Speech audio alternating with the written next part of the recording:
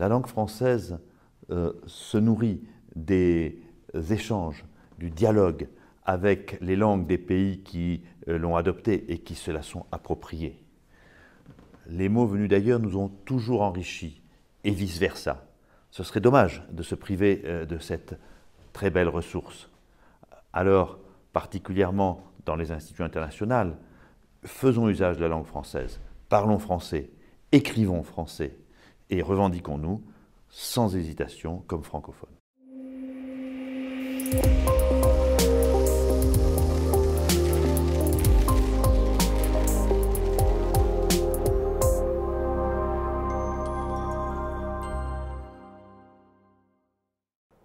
Un des mots que ma langue maternelle, le russe, a donné à la langue française, c'est le mot bistrot. En russe, ça se prononce bыстро, et cela signifie vite. Selon la légende, tout à fait convaincante, ce mot aurait été introduit en français par des Cosaques russes stationnés à Paris en 1814 après la défaite de Napoléon. Les Cosaques avaient pour habitude d'aller prendre un verre ou plusieurs dans les cafés de la ville pendant leur service. Et craignant de se faire surprendre par leurs supérieurs, ils criaient « Vite, vite, bыстро, bыстро ». C'est ainsi qu'aujourd'hui, on utilise le mot « bistrot » pour parler des cafés. Connaissez-vous l'origine du mot « balafon » ? Il vient du malinké, langue parlée dans de nombreux pays d'Afrique de l'Ouest, et est formé des mots « bala », l'instrument, et « fon », sonne. Le mot « algorithme » vient du nom d'un mathématicien, géographe et astrologue du IXe siècle, Mohammed ibn Moussa al-Khawarizmi. Né en 780 dans la région du Khawarizm, d'où vient son nom, actuellement en Ouzbékistan. Il est mort en 850 à Bagdad. Ses écrits, rédigés d'abord en arabe, puis traduits en latin à partir du XVIIIe siècle, ont permis l'introduction de l'algèbre en Europe. D'ailleurs, le mot algèbre est aussi d'origine arabe. Je vais vous parler du mot toast. C'est un mot français passé à l'anglais pour ensuite être récupéré par le français avec une orthographe et un sens un peu différents. Au Moyen-Âge, en France, on ne trinquait pas, mais on utilisait la toastée, une tranche de pain grillé que l'on trempait dans son vin. Il était d'usage de partager un morceau de toasté et un verre de vin avec son invité. En retour, l'invité devait manger le dernier bout de pain et boire l'ultime gorgée de vin. La toastée est devenue toast en anglais. C'est ce terme qui a subsisté, bien que la tradition ait été abandonnée. Depuis le XVIIIe siècle, il signifie simplement lever son verre. Et le français a récupéré son mot.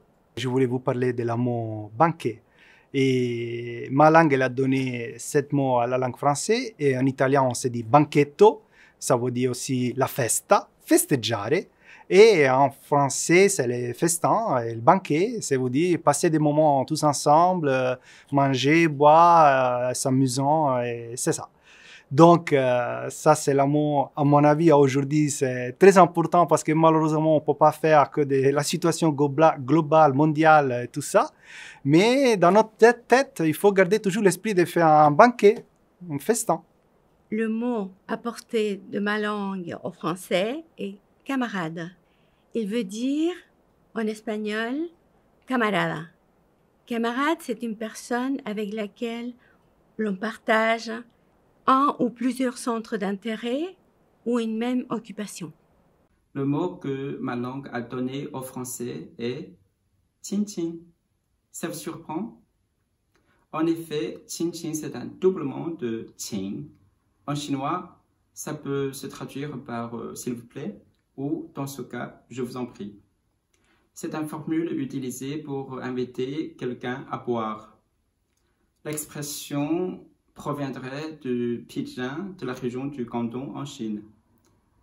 Elle aurait été introduite dans l'Hexagone au début du XXe siècle par des soldats revenus de la campagne de Chine.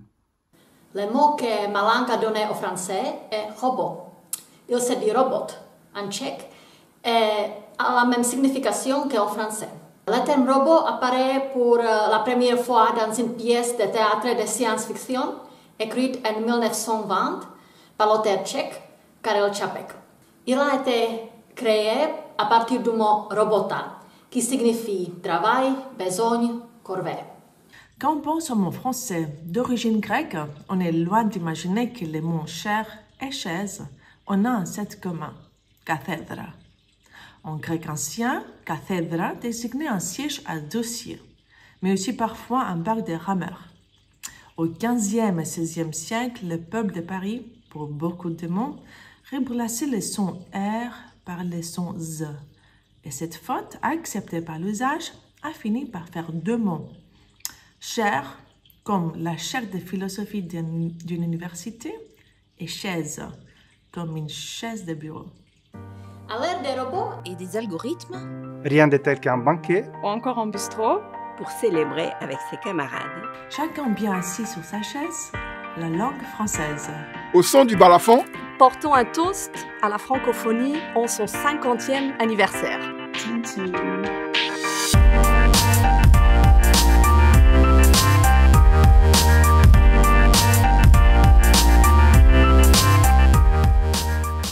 En français du Cameroun, bienvenue se dit bonne arrivée et ambiancer signifie contribuer au succès d'une fête. Je suis donc heureux de dire aux professionnels de la langue de l'Office des Nations Unies à Genève, bonne arrivée à cette initiative ludique qui ambiancera le 50e anniversaire de la francophonie.